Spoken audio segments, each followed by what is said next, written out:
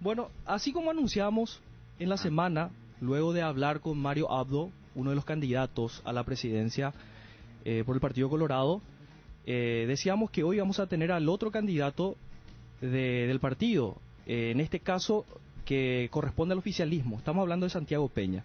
Y vino aquí con una comitiva más amplia, ¿verdad? A diferencia del otro candidato. ¿Verdad? Mira, no, ¿cuánto tenemos allá? Nomás, no te acordás nomás, sí, no, la otra vez entraron. No, ¿cuánta gente tenemos acá ahora? Y tenemos, no, 4 Ahí ya te das cuenta de la estructura. 4 o 5 nomás, sí. Otra cosa. No, claro, por supuesto. ¿Qué tal, Santiago? ¿Cómo estás? Hola Camilo, hola William, un gusto estar acá con ustedes compartiendo este espacio. Y tengo que reconocer y tengo que decirlo públicamente, se hizo esperar mucho esta entrevista. Lo dije públicamente de que me encantaría poder tener una entrevista contigo, poder intercambiar opiniones, porque realmente valoro, más allá de que cada uno podamos tener nuestras visiones diferentes, pero encuentro en vos la capacidad de poder argumentar, la capacidad de poder contrastar opiniones que no encuentro por lo general en la sociedad, o sea, no digo en el sector del periodismo. Así que con mucho gusto de venir realmente acá a compartir con usted y por supuesto con la audiencia de Radio Ñandutí. Le estaba diciendo a William de que, bueno, que él lamentaba mucho que él ya, es oficial, me parece, ¿verdad? Sí, ya es oficial. Es oficial, bueno, que lastimosamente... ¿Lamenta mucho que sea jefe de prensa? No, lamento mucho que vaya a dejar cobertura en presidencia, porque me hubiese encantado poder compartir con él ahí en la presidencia. ¿Vos le crees, William, eso? No le creo. Yo tampoco no le creo, pero, pero tiene que decir, pues el protocolo indica que tiene que decir eso. La última cobertura que hice en el interior fue en Paraguarí. Sí. Y le encontré allí al ministro López Moreira.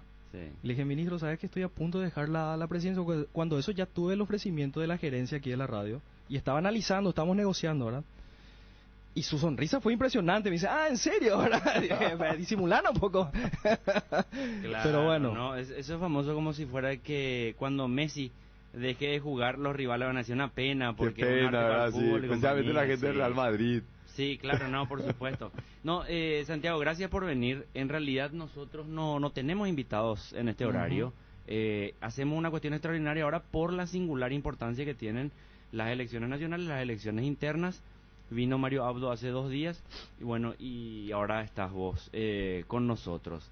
La cuestión es la siguiente, faltan ya pocos días, pocas semanas para que las internas del 17 de diciembre decidan si sos vos o es Mario Abdo el candidato del partido de gobierno. Ahora bien, hasta hace cuestión de 1 mes y medio, 2 meses, daba la impresión como que el resultado estaba cantado. ¿En qué sentido? En el sentido que el 17 de diciembre en la Junta de Gobierno se iba a proclamar al próximo presidente de la República. La oposición estaba desarticulada. La oposición consigue rearticularse y va a ser la primera vez que va a ser Partido Colorado versus toda la oposición unida. Algo que no se dio. Siempre había alguna tercera fuerza que dispersaba los votos. Como en el Partido Colorado. Probablemente esta es la primera vez que está tan polarizado y hay 3 candidatos, pero realmente el tercero que no me acuerdo el nombre. Pero se va a decidir entre ustedes dos, entre vos y Mario Abdo Benítez. Y en el Partido Colorado uno ve algunos síntomas siempre que indican algo.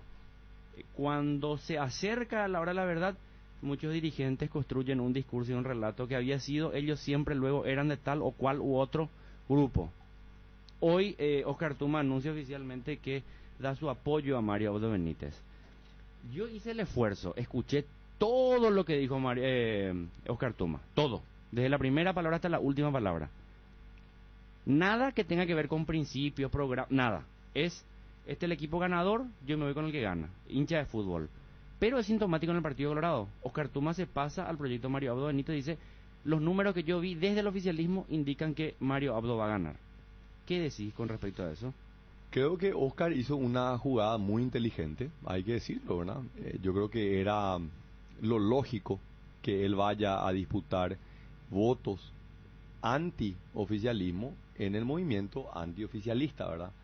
No hubiese tenido ninguna lógica que él venga a apoyar el movimiento oficialista cuando él no iba a poder capturar absolutamente ningún voto del movimiento oficialista. Él tiene un proyecto, él quiere ser senador, o sea, acá tenemos que ser muy reales. Él ha sido por varios periodos ya legislador y ha abrazado la política, o sea, él no tiene un espacio fuera del Parlamento, entonces él necesita desesperadamente asegurar un lugar en el Senado. Esto le condena prácticamente a todas las otras candidaturas que su movimiento venía empujando a diputaciones, juntas departamentales, gobernaciones, ¿verdad? Prácticamente le condena. Ya vimos, escuchamos que Benicio ya él estaba diciendo que bueno, que él probablemente vaya a descabalgar en favor de Peta, pero esto le posiciona a Oscar para poder disputar ese voto anti-oficialismo dentro del movimiento y teniendo una cabeza, porque sabemos que no hay forma de poder disputar una lista de senadores sin tener una cabeza.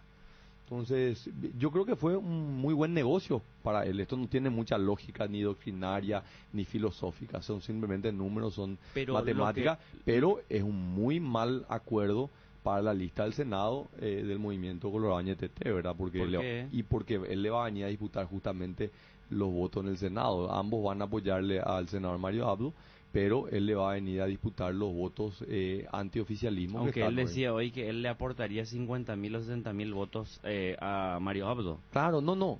Para el senador puede ser algo positivo. Para todas las demás, para las candidaturas del Senado de Colorado NTT es una muy mala jugada. O sea, yo me imagino que el senador Baqueta, que ya había desaparecido de alguna manera del escenario por un supuesto enojo en su ubicación, no debe estar muy contento. Yo creo que el gobernador Friedman no debe estar muy contento, y hasta te diría que la senadora Blanca Ovelar tampoco deberían estar muy contentas con esta jugada que hacen con este pase. Pero claramente Oscar sale beneficiado y el senador Mario Abdo tiene un impacto mediático, ¿verdad? Vos sabés que todo esto de los números, yo ya al final cuando vos empezás a contabilizar, yo tengo 50.000 votos, vos tenés 100.000, y parece que en el Paraguay hay 15 millones de votos realmente, ¿verdad? Porque la Pero gente vos no viene crees y dice, que esto impacte hacia abajo en el electorado no, colorado, no, la gente de los barrios, de las diferentes compañías, para nada. digan, Vos sabés que se están yendo hacia el equipo ganador? no, porque imagínate, Camilo, hace meses se pensó en ese efecto de estampida, ¿verdad? Yo creo que muchos apelaron a eso. El vicepresidente apeló al efecto estampida, Hugo Velázquez apeló al efecto estampida, y no pasó absolutamente nada. Nadie se fue, él no le llevó a nadie. De hecho, muchos de los que inicialmente salieron, como el caso de Cintia Tarragó, volvieron, presidentes de seccional que se quedaron, diputados, gobernadores. O sea, la estructura del movimiento Nor Colorado es básicamente la misma que teníamos antes de la inscripción de las candidaturas. O sea, ese efecto de estampida, de que todos iban a salir del oficialismo, no se dio. De hecho, el oficialismo se fortaleció. Entonces, cuando hoy vos ves las encuestas de todos los tamaños y de todos los colores, vos te das cuenta de que hay algo que todavía está de alguna manera subvalorado, ¿verdad? De que en el peor escenario hay un empate, ¿verdad? Inclusive en los escenarios más pesimistas. Pero sin embargo, vos sentís que ahora, hace 2 semanas, se empezó a mover la estructura, esa dirigencia que es la capaz de movilizar el voto el día de las elecciones. Y sabes, y esto está demostrado, no estamos diciendo nada nuevo, de que la encuesta de alguna manera está reflejando la intención de voto, pero que la estructura partidaria tiene un peso importantísimo. Hoy las encuestas, por lo menos las que nosotros conocemos y disponemos, que son encuestas que no se publican, yo conozco encuestas que no se publican y de gente que me merece bastante respeto, muestran que Mario Abdo sigue arriba, entre unos 8 o 10 puntos aproximadamente. Estaba hablando con unos profesores míos, estudié sociología en la Universidad Católica, gente que trabaja hace mucho tiempo y no publica, hace para estudios así bastante serios. Me decían, Santiago Peña tuvo en un primer momento una especie de empujón, creció, Mario Abdo se estancó, pero ahora se ralentizó el ritmo de crecimiento de Santiago Peña y Mario Abdo está sólido allí. No sé si en 6-7 semanas hay tiempo para revertir esa diferencia de 10 puntos. Sí, yo creo que no hay. A ver, los números nosotros manejamos, inclusive de las encuestas más pesimistas, es que en Capital estamos ya 3 puntos arriba, que en Central hubo un crecimiento enorme, estamos en un empate técnico. En áreas donde todavía tenemos que hacer algunos ajustes, parece que de San Lorenzo estamos un poco más flojos, ¿verdad? Que es un distrito muy importante, pero en general estamos muy optimistas porque esas mismas encuestas hace un mes ya nos daban ganador en el interior, y ahí sí tiene mucho sentido con lo que estamos viendo, por ejemplo, Concepción, 100% de la dirigencia, y no hay nada enfrente. En Cazapá, 100% Pero vos también de sabés la que dirigencia. yo no he Ñembucú, visto ninguna encuesta en ese sentido, Santiago, ninguna. uno, la, Y la te digo, encuesta de TACA, yo la conozco encuesta de TACA nos daban Bueno, el mes pasado. la encuesta de TACA le daba a Arnaldo Samaniego 10 puntos arriba en el 2015 y al arquitecto Meyer le daba con 22 puntos. Sí. O sea, a ver, yo le dije en un momento determinado, dije, a mí me avergüenza haber estudiado tantos años en la universidad para que después me tomen el pelo y desprestigien la profesión. Sí. O sea, uno entiende y sabe, cuando te decían, por ejemplo, Arnaldo va a ganar si la participación es de solamente un 45%, claro, ok, pero me estabas diciendo el pingüino va a vivir en Paraguay si es que hay nieve. Así mismo, no tenés toda la razón. Pero a ver, yo creo que estamos entrando a hablar sobre las encuestas como si fuesen, estén escritas sobre piedra, ¿verdad? O sea, hay de todo y obviamente no hay forma como después del día de mañana, pero verá, pues vos dijiste tal cosa y no se dio. A ver, en mi opinión la mejor encuesta es ese contacto, el 1 a 1, ¿verdad? Cuando visitas un barrio, cuando visitas un dirigente, cuando vas a un acto y sabes de que vos no tuviste que movilizar gente, que la gente fue de manera espontánea. Finalmente esto lo vas a saber el 17 de diciembre. Yo estoy apuntando a una victoria el 17 de diciembre. Se puede perder y cualquiera que compite tiene que saber que la pérdida es una opción. Pero al menos vamos a saber que ese 17 de diciembre el resultado va a ser que dejamos todo en la cancha. O sea, yo no paro, mañana, tarde y noche estoy recorriendo, me siento cómodo, me siento tranquilo. Tengo una paz impresionante, Camilo, porque siento de que estamos poniendo todo en nosotros. Pero finalmente es una decisión del electorado. O sea, yo soy una opción para un electorado, una opción diferente, totalmente diferente. No, o sea, yo creo que las encuestas no son determinantes, por eso, o sea, son hacer indicadores. análisis Sí. de campaña es una digo información. digo por lo siguiente, Santiago, porque el Partido Colorado, y siempre suelo decir, es un partido muy grande, una maquinaria muy grande. Ahora bien, también hay que reconocer que desde el 13 de enero de 1947 el Partido Colorado se hizo las riendas de esta república y el Paraguay que tenemos está hecho de imagen de semejanza y semejanza del Partido Colorado. Cosa que yo no sé si para sentirse... O el Partido Colorado se ambas construyó sobre la base de la paraguayidad. Para estar orgulloso, no sé eso. Pero esa tesis no te voy a compartir. Pero si vos ves el acta fundacional y los ideales que llevaba Bernardino Caballero, es la paraguayidad. A ver, decime una cosa, justamente iba a llegar allí un poco más adelante, pero te estás adelantando. Siempre dicen en el Partido Colorado, somos el Partido Nacionalista, Agrarista y Popular. Ahora, el Paraguay, que hace 70 años gobernado por el Partido Colorado, es el país más asimétrico, más inequitativo, más injusto, más pobre de toda la región. Porque nos desviamos de esos preceptos que habían dado origen al partido. Si en los 70 últimos años, desde el 13 de enero de 1947, tuvieras que decir, no, Camilo, este gobierno es modélico para decir, estos son los principios del Partido Colorado, ¿cuál sería? Yo creo que este es el gobierno, a ver, te puede gustar, no te puede gustar. Desde el 47 hasta ahora. Yo creo que en 4 años, este es el gobierno que más ha hecho y que más ha reflejado esa visión doctrinaria del Partido Colorado. Agrarista popular. Agrarista popular. Te voy a decir por qué. Y vamos a ir desagregando, ¿verdad? Este es el gobierno que más ha volcado el gasto público hacia los sectores sociales populares y más vulnerables, como porcentaje del gasto público. El que más ha volcado el gasto hacia los sectores. Yo hablo siempre, Camilo, en los discursos para poder graficar. En el Paraguay todos esperan algo del gobierno. Hay paraguayos que caminan, que quieren que el gobierno le ayude a correr. Hay paraguayos que corren y que quieren que el gobierno le ayude a volar. Pero todavía tenemos muchos paraguayos que están en el piso y que necesitan pararse y empezar a caminar.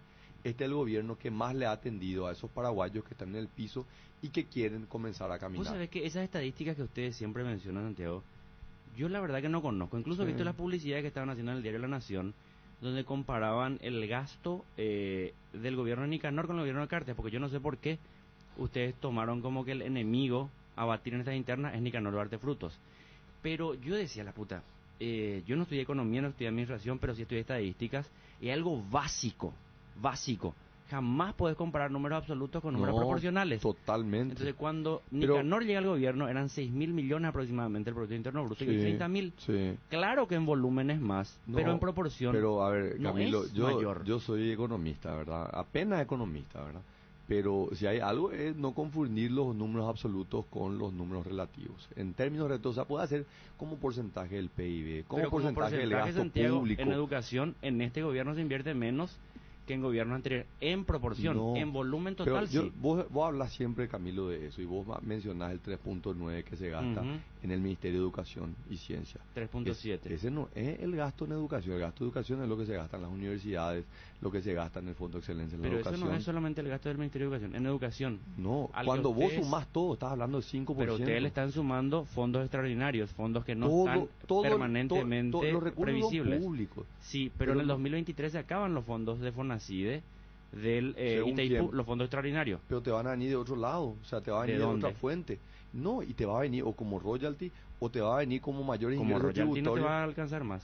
¿Por qué? Si en el 2023 se paga el Si 100% van a de la aumentar deuda. legislativamente nomás. No, pero si en el 2023 nosotros se disminuye la tarifa en 60%, que es el costo de la amortización, ahí hay que sentarse a negociar con Brasil. O vamos a aumentar los royalties y las compensaciones, son $1.000 millones, 3% del PIB a hoy, o vamos a disminuir la tarifa. Eso es sujeto a negociación, por eso. Sí. Pero no podemos construir en base a eso. Hoy la realidad es que el Estado paraguayo en su conjunto está invirtiendo 5% del PIB en educación, es más de lo que se hacía antes. ¿Es suficiente? No, no es suficiente. Pero nuestro gran desafío, hoy yo te diría, no es solamente aumentar, es importante aumentar, pero antes tenemos que asegurarnos cuál es el retorno a la sociedad sobre ese 5% del PIB, que es mejorar la calidad de ese gasto en educación. Sí, pero te digo, para mí siguen siendo estadísticas así bastante tocadas y explicadas como uno guste. Por ejemplo, ¿cómo conseguir que de aquí a 6 años, 7 años, cuando el 2023 se termine de pagar la deuda de Itaipú, se consiga que ahora ya diciendo, no, en el 2023 vamos a tener 1.000 millones más?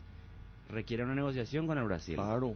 Y si el Brasil dice, no, no me interesa Por eso es que nosotros tenemos que empezar a hablar a partir de ahora del 2023, porque tenemos que tomar decisiones que nos van a permitir en el 2023 sentarnos en la mesa en igualdad de condiciones. Por ejemplo, Paraguay tiene que consumir el 100% de la energía producida. Eso es categórico. Y vos sabés que construir una línea de transmisión no es de la noche a la mañana. El gobierno está construyendo por primera vez una línea de 500 kV. La que viene de Itaipú fue financiada con los fondos estructurales, una contribución enorme del gobierno anterior, hay que reconocerlo, así como fue el aumento de la compensación que paga el Brasil. Pero nuestra virtud no va a ser hacer esos acuerdos, sino consumir el 100%. Hoy, cuando se termine esta línea que está en construcción de Ayolas a Villa Valle, Paraguay va a poder consumir el 100% de la energía de Yacyretá. Te aseguro que el mecanismo de discusión con Argentina va a cambiar totalmente cuando nosotros podamos simplemente cambiar la tuerca y traer toda la energía que produce Paraguay, Yacyretá, hacia Paraguay. Hoy no lo podemos hacer. Hoy te enojas con ellos y ¿qué haces? No puedes hacer nada, pues no puedes consumir, pues no tenés la infraestructura.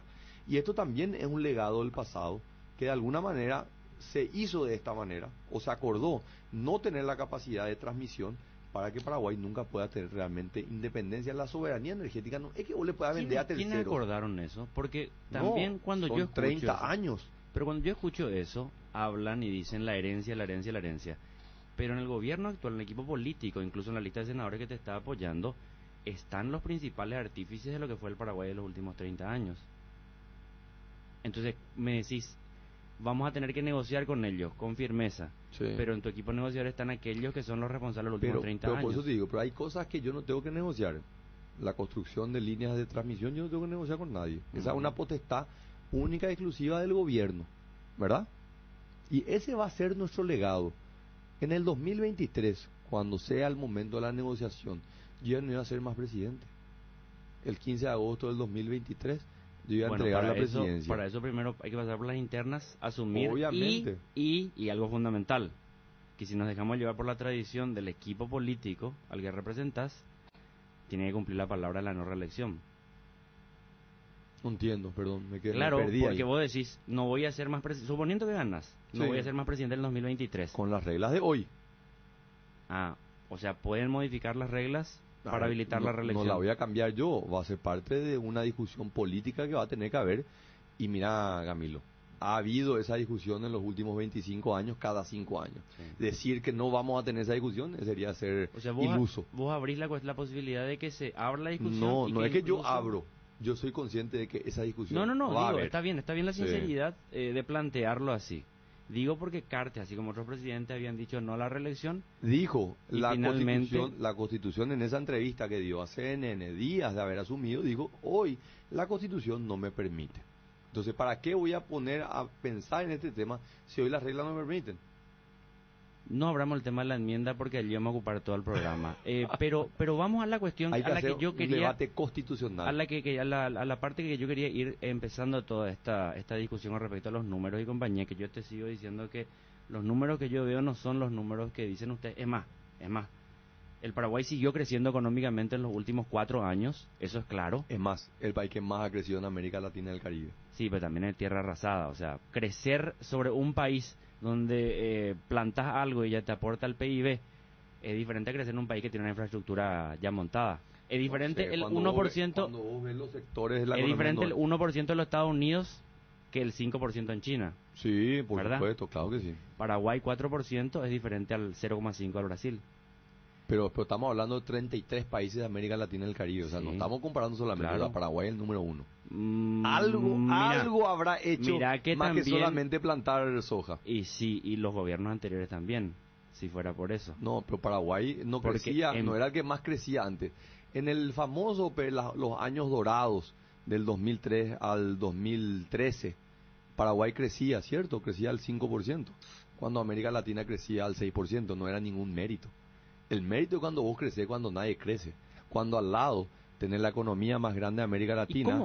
cómo hacen o cómo piensan hacer ustedes para que ese crecimiento económico signifique también justicia Mejora, social sí, y equidad? Porque, excelente. porque cuando la otra vez estaba Mario Abdo, yo le planteaba lo siguiente. En el discurso de ustedes, yo escucho siempre que están en contra del modelo, que quieren superar el modelo, que Mario Abdo representa un modelo alternativo al modelo cartista, que Santiago Peña es la continuidad de ese modelo. Cuando iba al fondo de la cuestión, para él la crítica, por lo menos lo que yo entendí, la crítica al modelo era el respeto a la institucionalidad. Y eso es algo demasiado moral y casi voluntarista. Modelo. Cuando le pregunto la cuestión económica, ¿Te das me da cuenta? la impresión que son exactamente lo mismo, Así mismo. el mismo programa. Sí. Voy a partir de esa casi ese prejuicio. ¿Cómo hacen en un país como Paraguay estructuralmente inequitativo para convertir ese crecimiento económico en equidad social? Primero que nada, la incapacidad de poder presentar una propuesta alternativa. O sea, vos criticás, pero sos incapaz de presentar una alternativa, es una incapacidad. Y eso es lo que nosotros tenemos que dejar muy en claro. O sea, si yo no puedo presentar una propuesta alternativa, pero sin embargo critico, es porque realmente tengo un serio problema de una incapacidad de poder estructurar una idea a mí. Camilo, como te decía al comienzo, yo tengo una visión en algunas cosas similares, pero en unas cosas diametralmente opuestas. Pero vos sos capaz de argumentar y estructurar una idea sobre bases muy sólidas. Entonces podemos nosotros tener una discusión. El problema con el senador Mario Abdo Benítez es que él no es capaz de estructurar una idea porque él no tiene luego una idea. Entonces cuando vos le empezás a hablar, pero hombre, ¿qué vas a cambiar? Y te das cuenta que él no sabe qué es lo que va a cambiar porque él no tiene luego un modelo alternativo. Y finalmente lo que queda a relucir es lo que yo le digo a él, que él carece de una vocación de servicio y lo que tiene es un deseo de poder, por llegar al poder. ¿Y qué haces cuando llega al poder? Y después no vamos a preocupar. Pero es demasiado lindo preocuparse de qué hacer desde el poder que preocuparse de la llanura. Pero es un problema, es un riesgo enorme, porque ahí es donde se empiezan a tomar malas decisiones. Cuando la motivación es llegar al poder, pero vos no sabés qué vas a hacer con ese poder, es un riesgo tremendo para el destino del país. Entonces vos te puede gustar o no gustar lo mío, pero hay una base sólida capaz de argumentar y discutir. Entonces, sobre tu pregunta, Camilo, es decir, ¿qué vamos a hacer? ¿Cómo hacemos de que esta inversión que decimos que estamos haciendo pueda igualar las oportunidades? Vos conocés muchísimo de lo que es la agricultura familiar campesina. ¿Cómo es posible que en el Paraguay puedan convivir una agricultura empresarial súper competitiva donde se cosecha con tractores de alta tecnología, pero al mismo tiempo, en el mismo departamento, en el mismo distrito, conviven agricultores que siguen trabajando en un nivel de atraso y no pueden ni siquiera subsistir? Y es la falta de oportunidades, la ausencia del Estado. Si yo planto soja, si yo planto trigo, girasol, y tengo 2.000 hectáreas, y se cae el puente de madera, yo no le llamo al intendente, arreglo yo el puente, porque mi negocio es tan grande que me permite poder financiar esa ausencia del Estado. Si yo planto bananas en Guayaibí y se cae el puente, mis bananas se pudren en la finca y no puedo llevarla al centro de consumo. Entonces, el gran problema que tiene Paraguay es una falta de infraestructura que le condena al pequeño productor al atraso, la falta de mercados. El sujeto es una víctima de toda la cadena de comercialización que justamente se está beneficiando de esa ausencia del Estado y le permite beneficiarse de manera indebida sobre ese pequeño productor. Cuando yo invierto en caminos, en puentes, en rutas, cuando reemplazo un puente de madera, estoy igualando las oportunidades del pequeño productor al del gran productor. Yo tuve esta discusión muchísimo con el tema del impuesto inmobiliario. Cuando aumentamos 4 veces, hasta 4 veces el impuesto inmobiliario, y muchos de los grandes, los que tenían grandes tierras, me decían, pero ministro, vos estás loco, nosotros vamos a tener que pagarle 4 veces más a un intendente que nunca me arregla el camino. Hermano, tenés que pagar. Y después anda a exigirle al intendente que haga una gestión transparente. En el 2020, gracias a esa reforma que hicimos en el impuesto inmobiliario, el impuesto inmobiliario va a poder aumentar hasta valores de mercado. Va a ser interesante ya ser intendente, porque va a empezar a tener mucho más recursos. Nosotros venimos impulsando muchísimo en temas de catastro, que era dentro de Hacienda, o sea, de catastro, una oficina de catastro dentro de Hacienda, estaba en el patio trasero. Es probablemente de las áreas más sensibles, porque finalmente le da el derecho de la propiedad y la seguridad sobre la tierra a ese pequeño productor para que pueda trabajar la tierra. Se cuestionó muchísimo el tema de la compra de tierra. Hoy el Estado es el gran latifundista. Nosotros lo que tenemos que hacer es titular las tierras. Tenemos que darle la tenencia definitiva a ese pequeño productor para que con ese título pueda ir a una entidad financiera a sacar crédito a largo plazo a tasa competitiva para sacar una mayor rentabilidad sobre el trabajo que hace de su tierra. A ver, tenemos que ir al informativo, ¿verdad? Después Sí, vamos sí, a ver señor. algunas puntualizaciones de mi parte con respecto a lo que estás planteando. Vamos a seguir hablando de esta cuestión. Pero estoy notando lo siguiente, decir infraestructura, invertir en infraestructura. No sé si hay algún candidato que nos diga exactamente lo mismo, Sí. y que no plantee que infraestructura genera oportunidades. Excepto Nicanor. No, tampoco plantea eso. Él lo que plantea es el énfasis diferente en infraestructuras de manera diferente. Porque, por ejemplo, y yo en alguna manera voy a coincidir, no se trata de tantos superviaductos, se trata de un sistema de transporte público masivo, Sí. universal, gratuito o de bajo costo Sí. para la población. Eso te soluciona el problema de 10 viaductos. Pero vos, lo que estoy notando es lo siguiente: infraestructura, optimizar algunos recursos institucionales y después dejar sujeto a los mecanismos del No. mercado. Digo, ¿por qué? Cuando vos decís a los pequeños productores le damos título, ¿sabes lo que pasa cuando se le da título al pequeño productor y está rodeado de grandes productores? El propio mercado le presiona a que venda sus tierras y migre a las ciudades. Pero Hay si un proceso de reconcentración de propiedad allí. Pero ese proceso de concentración se da ante la ausencia de infraestructura básica. Porque cuando yo le construyo O ante el la Estado, competitividad de los productos, porque no, vos sabés que... ¿por qué el gran productor, en este modelo que hoy tenemos de baja infraestructura, el valor de la tierra es bajo? Entonces le termina beneficiando al capitalista, que le termina comprando y en la gran extensión de tierra puede diluir la ausencia del Estado. Por eso es que nosotros tenemos que hacer este proceso de inversión pública en los Entonces sectores. estarías dispuesto a un impuesto progresivo a la propiedad. 100%. Progresivo. 100%. A ver, ha sido nuestra lucha en el tema de impuesto a la renta personal y que hemos recibido una crítica tremenda, hasta el punto, Camilo, que me han hecho una caricatura metiéndole la mano en el bolsillo a un campesino, cuando sabemos que el campesino no es sujeto al impuesto a la renta personal, donde solamente menos del 1% de la población de ingresos más altos es sujeto del impuesto a la renta personal, que a su vez es un impuesto 100% deducible. ¿Quiénes son los que más deducen? Los segmentos de ingresos otra vez más altos de ese 1%. Nos vamos al corte.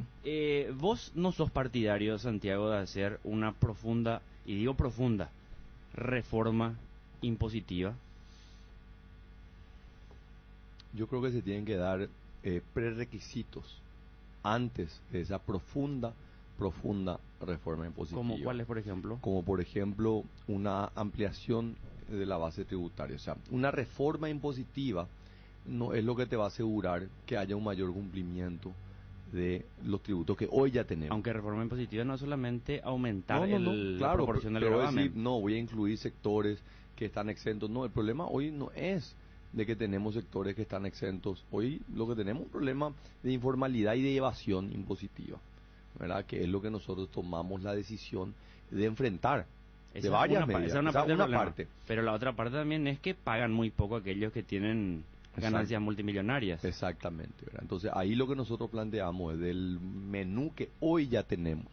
Y vos sabés lo que costó poder introducir el impuesto a la renta personal, prácticamente una década desde que se aprobó hasta que finalmente se implementó. A nosotros nos ha costado y ha sido probablemente uno de los mayores conflictos que ha tenido la viceministra de Tributación, cuando todos a todas luces nos dicen, miren, este sistema que tienen es tremendamente injusto, ¿verdad? Porque terminan pagando aquellos que tienen ingresos más bajos. Dentro del espectro, dentro de ese 1% de los paraguayos de mayor ingreso, dentro de todo ese espectro, los que menos pagan son los que más tienen. Y ahí es donde nosotros quisimos entrar a hacer algunos ajustes, generar una reacción enorme. Finalmente van a entrar para el próximo periodo, para el año que viene. La ampliación de la base tributaria y también el combate a la evasión fiscal igualmente no alcanzan para poder cubrir los gastos que nosotros tenemos como Estado si queremos garantizar, por ejemplo, el sistema de salud pública, educación pública. Mi experiencia, Camilo, es que hay que tener mucho cuidado con pretender de que no. El problema de Paraguay es que como la base tributaria es baja, nunca lo vamos a poder dar el servicio de salud que los países nórdicos. No es solamente eso, ¿verdad? Porque tenés países como Argentina, tenés países como Brasil, que tienen una presión tributaria mucho mayor que la nuestra y su situación no es mucho mejor. Bueno, espera, entonces, el sistema sanitario argentino es de los mejores que tenemos, al punto que muchos compatriotas se van allá, ¿verdad? Pero el problema es que no es sostenible, porque hoy tenemos un problema de desempleo tremendo, y la Argentina está saliendo ahora de una crisis que ha llevado casi, 7, 8 años, ¿verdad? Sistema de salud. En estos días se conocían cifras oficiales que el tabaquismo produce enfermedades que le cuestan al Estado aproximadamente 280 millones de dólares. Sí. Pero el Estado paraguayo solamente recauda 60 millones. Podríamos decir que hay 220 millones de dólares que la sociedad paraguaya, todos, y mayoritariamente la gente más pobre, como bien vos indicabas, paga por el perjuicio que generan las industrias tabacaleras. Sí. ¿Vos sos partidario de aumentar el impuesto al tabaco? Yo soy partidario de aumentar todos los impuestos mientras que los impuestos no generen algún impacto negativo en la generación de empleo. Pero a ver un poco. Porque pero porque lo que nosotros podemos hacer aumentando, y parece un tema así no políticamente es muy deseable, porque le vamos a estar pegando a el presidente de la República. Finalmente lo que va a hacer, él está beneficiando a las grandes multinacionales. ¿Qué haces con los 220 millones de dólares que le cuesta al Estado paraguayo? Y está demostrado de que lo que disminuye el consumo no es el precio. Y el ejemplo más claro es Estados Unidos. Estados Unidos tiene el precio de la cajetilla probablemente más caro del mundo y el consumo no ha disminuido. Son otro tipo de políticas, por ejemplo, prohibir el fumar en lugares públicos, hacer campañas educativas que informen también de cuál es el efecto nocivo. El problema es, ¿y por qué no hablamos del alcohol, Camilo? No, totalmente de acuerdo, no solamente... Y vos sabés que el alcohol es mucho, o sea, en el impuesto, el selectivo al tabaco está hoy en 16%, el selectivo a las bebidas alcohólicas creo que está al 15%, pero no obstante es sujeto al régimen de turismo, ¿verdad? O sea, los grandes empresarios que importan no bebida alcohólica, importan bajo el régimen de turismo, pagan 1,5%. Y te puedo asegurar... Pero estoy totalmente de acuerdo. O sea, es más, pero ¿por qué no se habla de eso también? Bueno, pues si no parece que es un tema solamente de política electoral, pero ¿verdad? ¿sabes por qué? Vos sos candidato a presidente de la República, del Movimiento Honor Colorado. El principal núcleo de construcción de la fortuna de Horacio Cartes está vinculado al negocio del cigarrillo. Sí. La excusa esa de que nosotros producimos aquí no sabemos dónde se vende, no voy a ni siquiera perder mi tiempo porque nadie cree eso. Lo cierto y concreto es que al Estado paraguayo le cuestan hoy 220 millones de dólares atender enfermedades producidas por la industria del tabaco. Eso es claro y categórico. Y vos, al ser un candidato que provenís de allí y la principal fortaleza material, económica del financiamiento de la campaña va a provenir de allí, la pregunta tiene sí una motivación política. Pero por vos supuesto, no pero, sos partidario de soy aumentar el tabaco, soy partidario, pero lo que vamos a conseguir, los impuestos no sirven solamente para recaudar, Camilo. Los impuestos Sí. son herramientas que le permiten a un Estado alentar o desalentar alguna actividad. Hoy tenemos en el Paraguay una industria relacionada al tabaco que mueve, números más, números menos, 7.000 personas, empleos directos. Entonces, si lo que nosotros queremos es realmente una política seria de desalentar el consumo del tabaco a nivel nacional, esa no es la herramienta, no es un mecanismo impositivo, porque lo que nosotros vamos a hacer es reemplazar la producción nacional simplemente con importación y le vamos a estar beneficiando, o sea, a la Philip Morris, a la British American Tobacco, ¿verdad? Que no van a tener la competencia de un producto de alta calidad que tiene y se produce en Paraguay. ¿Cuántas personas? 7.000 decías, ¿verdad? 7.000, números más, números menos, lo que me dicen a mí. Entonces, nosotros tenemos que hacer un abordaje. Desde el punto de vista de salud pública estoy de acuerdo. Y yo estoy seguro que vos sabés que vos te vas hoy a un centro de salud y las dos principales dolencias que hay en el sistema de salud pública son la hipertensión y la diabetes. Ambas enfermedades prevenibles que hoy están de alguna manera saturando el sistema de salud pública. Por eso mi abordaje es hacer una reforma en materia de salud pública, hacer una unificación de nuestro sistema que hoy está fragmentado y atarlo muy fuerte con lo que es la política preventiva de salud. Evitar antes que te vaya el tema de salud, quiero cerrar esto. Ok. Quiero precisar porque para mí sí tiene Sí. una motivación política. Claro. No soy Claro, legislador, pero es bueno en el eso. ámbito Vos concreto, decís, mira, sí. mi motivación es cortarle una fuente de ingreso a un actor político muy importante. Eso sí puede ser una motivación. La otra motivación sí que al Estado le cuesta demasiado caro eso. Ok, Porque pero vos entonces decís, esa no es la medida. no sé. No es la medida. estoy del todo No, seguro, no es estoy esa del la todo medida. seguro. Como bien vos decís, un impuesto no solamente tiene un objetivo recaudatorio, sino que también formalizador. Y vos decís 7.000 personas aproximadamente, grosso modo. Sí. Vamos a hacer un promedio, pero grosso modo también y muy generoso. Porque sé que los salarios no van a estar en torno a eso. Cada uno de ellos gana en promedio, promediando, porque hay alto y bajo, $500 por persona. 1.000 serían 500.000, 7 por 5, 3, ¿cuánto? $350.000 por mes. No sé. No. Si 1.000 personas ganan $500, son 500.000. No, son $3,5 millones por mes en salarios. En un año son 35 millones, 42 Son millones de dólares. 3 millones y medio Sí. al mes. Con beneficio y compañía, 45 millones de dólares al Sí. año gasta la industria del tabaco en sus costos vinculados a salario y compañía. Sí. Seguimos gastando más plata en enfermedades de tabaquismo que en salarios. Es que la pregunta que yo te hago es, ¿aumentamos al 100%? ¿En el Paraguay se va a consumir menos tabaco? Yo te digo que no. Yo Te aseguro que no se va a consumir Yo menos. te aseguro que lo que se va a hacer es cortar fuentes de financiación Pero de... es un tema diferente, o sea, tu motivación es política, no es de materia de salud. A ver. Vos lo que querés es cortarle... Está vinculado o no en lo otro. Yo te voy a hacer una pregunta y estoy seguro de tu respuesta. ¿Vos estás a favor de considerar que hoy en el mundo globalizado existen delitos transnacionales? Sí, ¿El terrorismo es un delito transnacional? sí, ¿Cómo se financia el terrorismo? de actividades ilícitas. ¿Y las actividades ilícitas podrían estar sustentadas en el contrabando, por ejemplo? Sí, comercio ilegal. ¿Podría el comercio ilegal de cigarrillos estar financiando el terrorismo? No. ¿Por qué no? O sea, este en particular no, No, yo no otro. digo este, digo cualquiera, genérico. Pero la pregunta es cómo combatir. ¿Aumentando impuestos? No, no es con los impuestos. Es eliminando las sociedades anónimas con acciones al portador, mejorando tu regulación bancaria. A ver, Camilo, tocaste un tema que esto no, he trabajado mucho y me he informado mucho. Yo era el responsable en el Banco Central de lo que era la estrategia de prevención del lavado de activos. Es más, fui el impulsor, lo senté en la mesa al presidente electo en su momento con el presidente que estaba en funciones, que era Federico Franco y Rosa Carte, donde se aprobó la Estrategia Nacional de Prevención del Lavado de Activos. Y la recomendación y lo que todos están de acuerdo, vos tenés que seguir el dinero. Entonces, tenés que hacer que sea cada vez más difícil movilizar dinero. Como por ejemplo, una medida antipática, pero que hoy la SED dice, si vos vas a hacer pagos de más de 50 millones de guaraníes, no podés más hacer pagos en efectivo. el mover dinero en efectivo tiene que ser cada vez un problema mayor. Sí, a mí me creó un problema la otra vez en Comecipar porque quería depositar un crédito que acababa de sacar allí 55 millones de guaraníes. Sí. Me queda clara ya tu orientación y tus respuestas. No quiero que se nos vaya el programa sin escuchar las preguntas que... No, claro. tienen. Aparte de eso también, Camilo, creo que tenemos 10 minutos todavía. Poquito más. Es interesante saber también si es que hay un plan real para reformar la justicia, porque eso también le habíamos preguntado a Mario Abdo. Y hablamos fuera del aire también, Santiago, ¿verdad? ¿Vos sabés quiénes te rodean hoy? ¿Quiénes están trabajando por tu candidatura y están en la lista al Senado detrás de Horacio Cartes?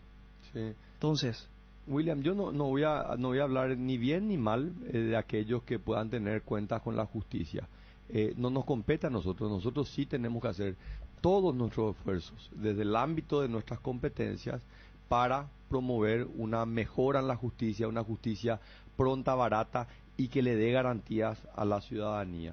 El presidente de la República tiene competencia la designación de los representantes en el jurado de enjuiciamiento, en el Consejo de la Magistratura. Yo no estoy de acuerdo con esa hipótesis que el presidente que llega tiene que barrer con la justicia, burlarse a todos los ministros de la Corte y poner sus ministros de la Corte. Está demostrado un error.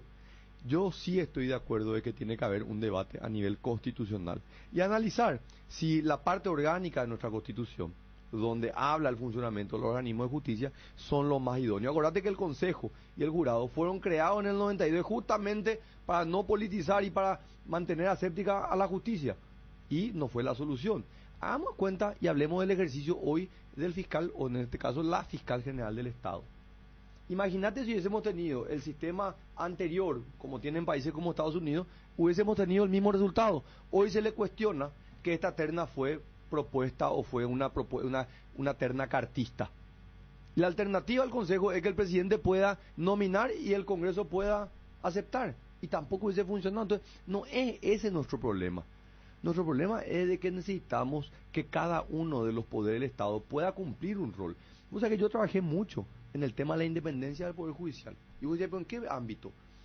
El Ministerio de Hacienda le tiene que transferir la famosa fuente 10 al Poder Judicial, y al mismo tiempo el Poder Judicial cobra fuente 30 y le transfiere al Ministerio de Justicia. Y dije, basta, si nosotros tenemos que darle independencia, el Poder Judicial no puede depender del Ministerio de Hacienda, tienen que ser realmente independientes y autónomos, porque yo soy un ministro que no le voy a pedir nada a cambio. Pero ¿qué pasa si el día de mañana viene un ministro que dice, che, yo tengo un juicio y si vos no me solucionás esto, yo no te transfiero la plata? Cambiamos la fuente. Nosotros le estamos ahora haciendo frente al financiamiento del Ministerio de Justicia, y el Poder Judicial tiene su propia fuente de financiación y puede administrar sus recursos, y que ellos vayan a rendir cuenta a la ciudadanía cómo administran los recursos que ellos cobran por las tasas y los diferentes cobros. Vamos a escuchar uno de los primeros audios, ¿verdad? Y después vamos a hacer la ronda. Ah, bueno, ¿sí? Ok. Néstor, pasanos uno de los audios. Tenemos algunas preguntas, Santiago, que grabaron algunas personas para escuchar un poco. Pasaron más, cualquiera. Planteo las siguientes preguntas, ¿verdad?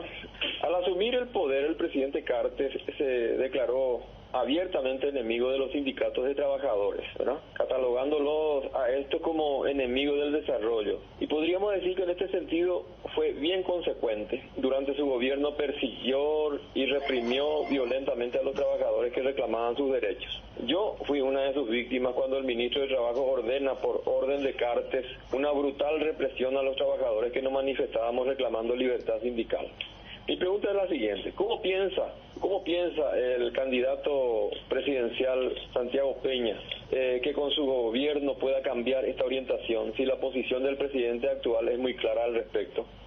¿Piensa usted, aunque tuviese voluntad de cambiar, que Cartes le va a permitir? Bueno, por otro lado, actualmente el ministro de Trabajo actúa como tembiguay del gobierno y las patronales, ¿verdad? Respondiendo claramente a sus intereses. Lejos de actuar como contralor para el cumplimiento de las leyes laborales, actúa como un instrumento criminalizador de las luchas sindicales.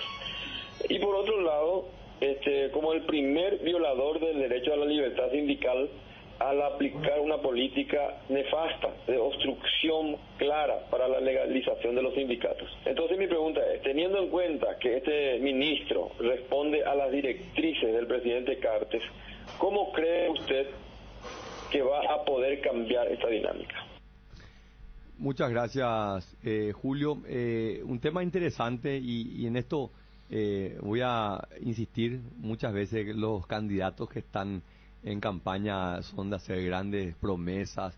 Y yo quiero hablar del testimonio, de lo que he hecho y lo que esto de alguna manera refleja cuál va a ser mi comportamiento. Primero que nada, aclarar, una vez electo soy yo el presidente, es mi responsabilidad y las decisiones del Poder Ejecutivo van a recaer única y exclusivamente sobre mí, tanto como las decisiones que vayan a tomar cada uno de los ministros del Poder Ejecutivo.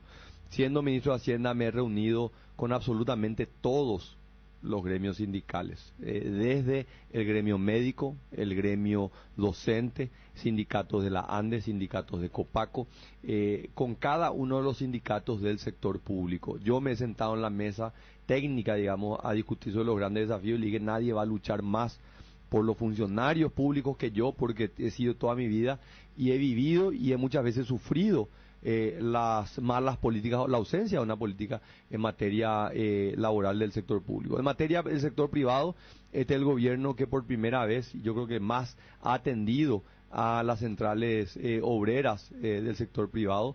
La promulgación de la ley que crea el Ministerio del Trabajo, Empleo y Seguridad Social es un cambio enorme en lo que es la relación del sector público con las clases obreras. Anteriormente justicia y trabajo era 98%, era justicia y 2% eran temas laborales. Hoy tenemos un ministerio que está trabajando y abocado decididamente en ese sector. Se han creado espacios que eran inexistentes, como esta mesa tripartita donde se sienta el gobierno, se sientan las centrales obreras y el ministerio, el sector privado, sector público, centrales obreras, para poder discutir absolutamente todos los temas laborales. Yo formo parte de ese consejo y como ministro, prácticamente como un equipo económico, todos los temas laborales se discuten ahí. Y nos ha permitido avanzar muchísimo en temas laborales. Tenemos el gran desafío de hacer una reforma y en esto sí soy algo que insisto mucho, Camilo, es una reforma profunda de nuestro sistema de seguridad social. Es una bomba de tiempo en la cual tenemos que enfrentarnos y nuestros hijos y nuestros nietos no nos van a perdonar si no enfrentamos. Un capítulo aparte, si querés, lo podemos hablar en su momento. Pero lo que yo quiero decir nomás que en mi presidencia van a encontrar un presidente de la República que no va a tener ningún problema en sentarse a discutir con las centrales obreras. Fui el primer ministro de Hacienda en ir yo a la sede de la Central Nacional de Trabajadores y de hecho a las dos organizaciones obreras más importantes del Paraguay por primera vez en la historia. Así que van a encontrar un presidente muy abierto para poder discutir y defender los intereses de la clase obrera. Santiago, antes de pasar a la siguiente pregunta, porque Sí. vamos a la siguiente pregunta, una cuestión, una puntualización allí quiero hacer. Vos decís, porque la queja pues es con respecto al tema del Ministerio del Trabajo. Dicen, el Ministerio del Trabajo en realidad es como una especie de asesoría jurídica de la patronal, porque la gente que quiere formar un sindicato presenta allí su documentación como requiere la ley y te dilatan 60 días, 90 días, se filtran los nombres y son despedidos y se cortan las cabezas. O sea, eso fue algo sistemático. Pero hay denuncias, yo por lo menos yo no conozco denuncias concretas. Muy concreta la denuncia, incluso nosotros aquí le entrevistamos a gente que, ¿te acordás, chica que estaba embarazada, que se le echó, que denunció? Bueno, se filtraban los datos. Vos decís lo siguiente, yo voy a ser presidente de la República, yo voy a nombrar al Poder Ejecutivo, yo voy a nombrar a los ministros de compañía. Vos sabés perfectamente bien que nuestro diseño constitucional establece, está mal o todo lo que vos quieras, podemos coincidir allí, pero le da muchísimo poder al Parlamento Nacional, al punto que presidentes que perdieron el gobierno es porque perdieron el apoyo en el Parlamento. Mismo. Vos no pusiste ningún candidato, ni a diputado, ni a senador, ni a concejal, nada. No tenés nadie que te responda a vos. ¿Cómo vos vas a poder tener autonomía si hoy financieramente dependés de Cartes y mañana políticamente de bancadas de las cuales vos no tuviste ningún tipo de incidencia? Horacio Cartes, yo creo que nadie puede discutir, era ya antes de ser presidente uno de los paraguayos más poderosos, ¿verdad? Es una realidad. Si vos ves la conformación de la lista del Senado que él armó, no te diría el 100% porque tengo que mirar caso por caso, pero en un gran porcentaje todos se le han dado la vuelta. A personas que él puso, empezando por el primer presidente del Parlamento, del Congreso, que fue el único que lo defendió, fue Horacio Cartes, para que sea. Toda la bancada estaba en contra. Entonces, pretender que el presidente de la República va a tener el control sobre una bancada es ilógico. No existe. Esto se construye día a día, proyecto a proyecto, y esa realmente es la capacidad que tiene que resolver y que tiene que construir un líder. El líder no es el que todos los días repite yo soy el líder. El líder es el que tiene la capacidad de inducir, de seducir, de convencer a través de la razón, a través de la negociación. Entonces, venir yo a decir acá, no, pero yo voy a poder hacer esto y decir, no, voy a tener que construir día a día. Acá el electorado va a elegir a quién va a dirigir el poder ejecutivo, no el presidente que va a poder controlar la justicia y el poder legislativo. Por eso que tanto se insiste en esto, Camilo, y vos lo estás mencionando, pero ¿cómo? Vos no estás poniendo, porque no debería luego ser así. No deberíamos luego buscar el presidente que de entrada ya vaya a controlar otro poder del Estado. Entonces, pero es un cambio de paradigma. ¿Por qué? Porque ahora vamos a tener un presidente que va a estar justamente haciendo eso, convenciendo, encontrando cuáles son los puntos de acuerdo y no las diferencias. Horacio Cartes fue la persona indicada para el momento indicado, para el tiempo que vivía Paraguay. Yo siento, y les pido disculpas si suena arrogante, pero con mucha humildad, de que yo soy la persona indicada para un momento diferente que va a requerir el Paraguay, un set de cualidades diferentes. Néstor. El siguiente audio, de Gabriel Espínola. O cualquiera de los dos, el que tenga primero.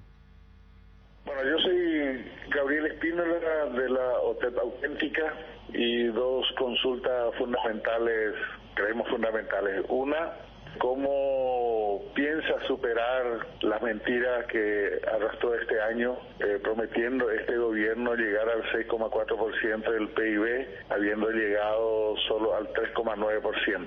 Y este porcentaje lo puede verificar en la fundamentación del proyecto de presupuesto del Ministerio de Educación, que está en la página del propio Ministerio de Hacienda remitido al Parlamento Nacional.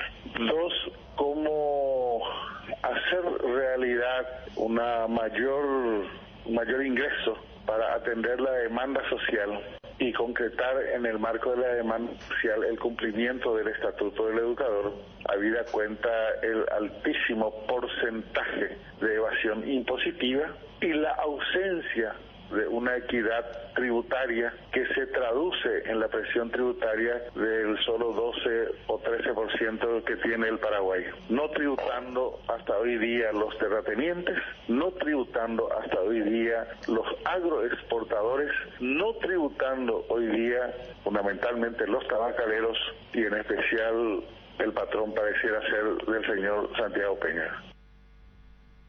Siempre con esa sutileza que le caracteriza a Gabriel, he tenido la oportunidad de intercambiar en varias reuniones con él, con el gremio docente.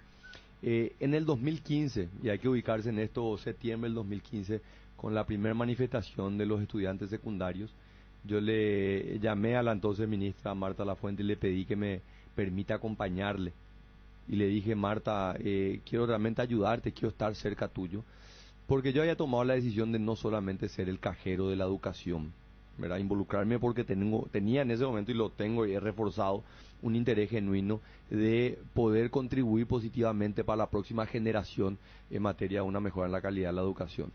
Porque veía siempre que cuando Paraguay llega al 7% del PIB en inversión en educación, ahí se solucionan todos nuestros problemas. Y sabemos que no es cierto eso. Eso es mentirle a la gente, que cuando Paraguay llega al 7%, ahí se solucionan todos los problemas. No, probablemente si nosotros no cambiamos el sistema de cómo le estamos educando a nuestros jóvenes, poner más dinero sobre un sistema que no genera resultados, probablemente va a generar mayor daño que beneficio. Entonces, me involucré muchísimo en esto, ¿verdad? Gabriel habla del 3 que fallamos, que no llegamos al 6,5, que el 3,9, como había dicho, cuando consideramos todos los gastos en educación estamos hablando del 5%.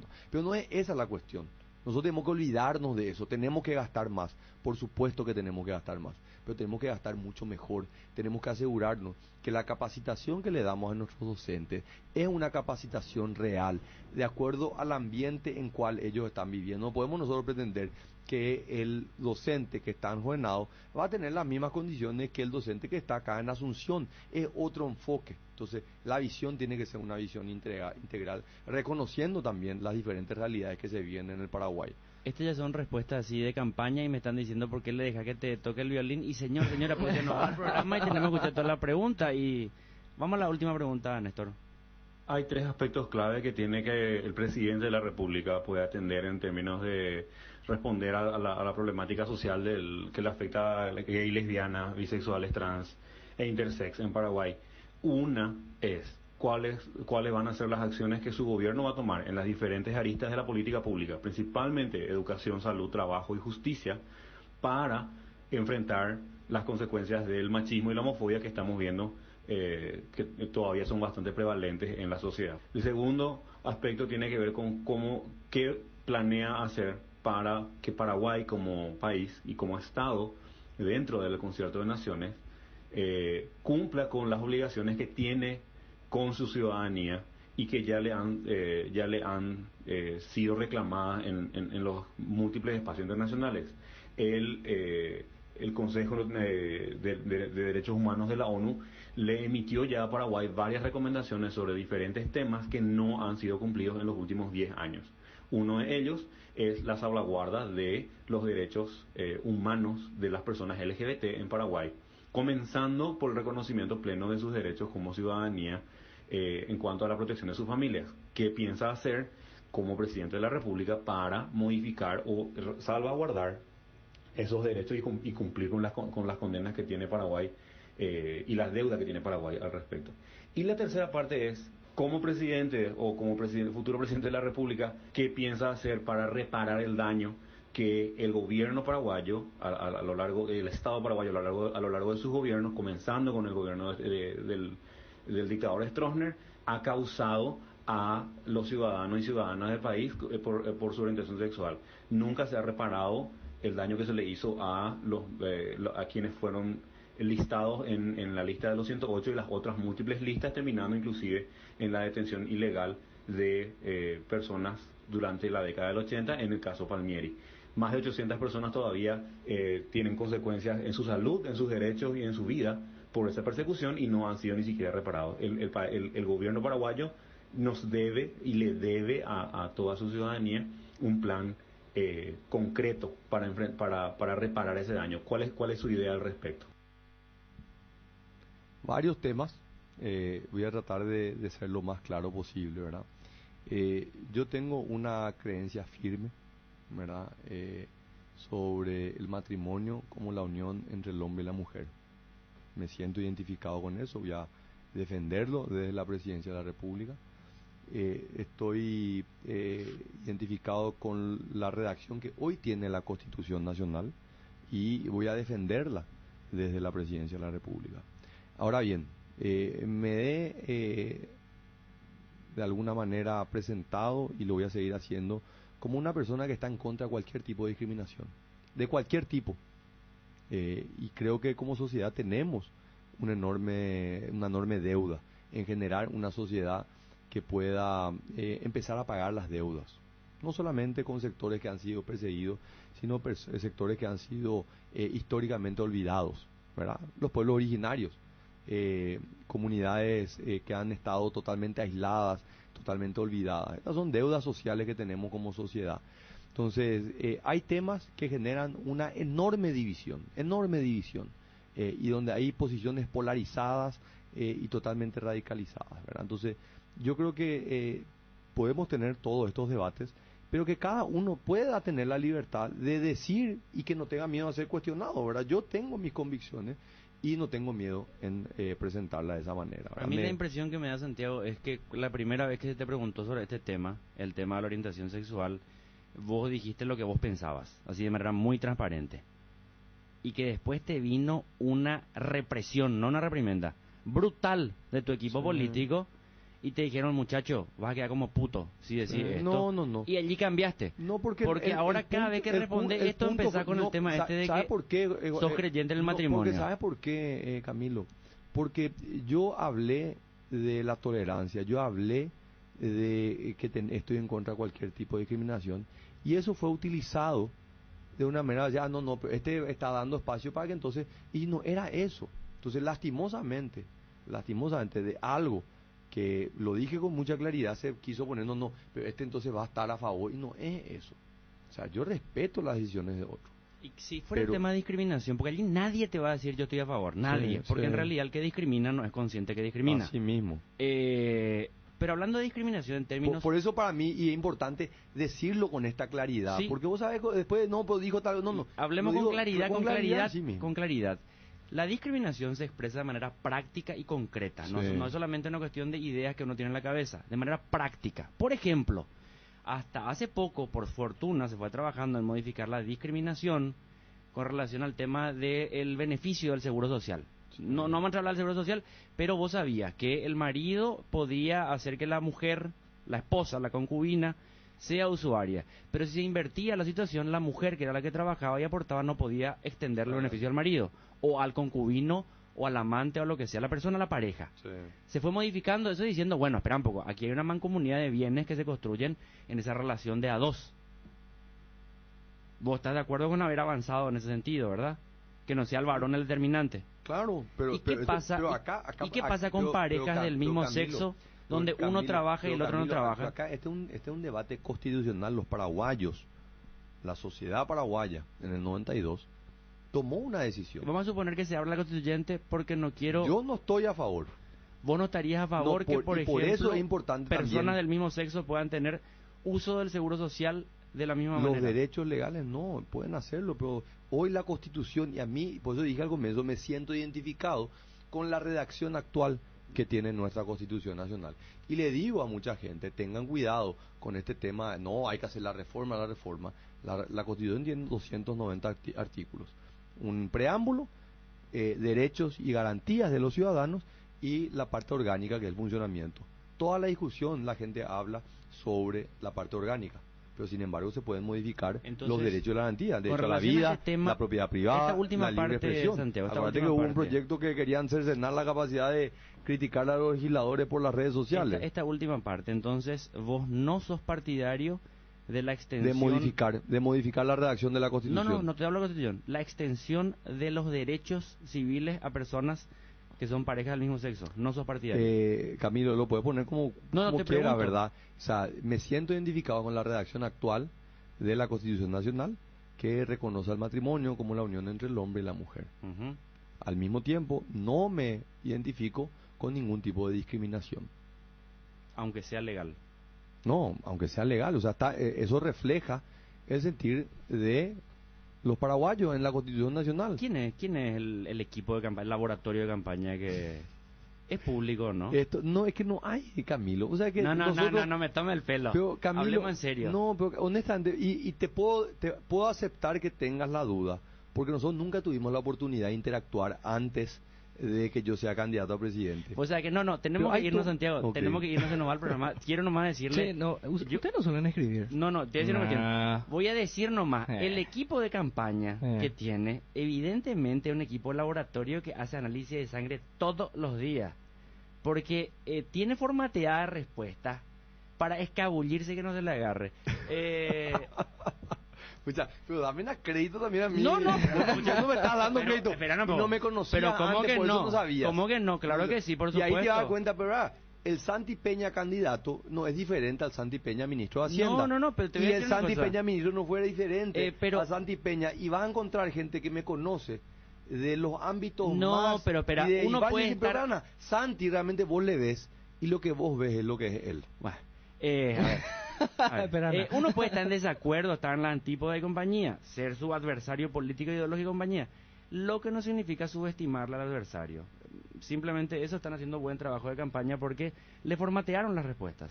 Bien, pero cuesta aprender y desenvolverse así.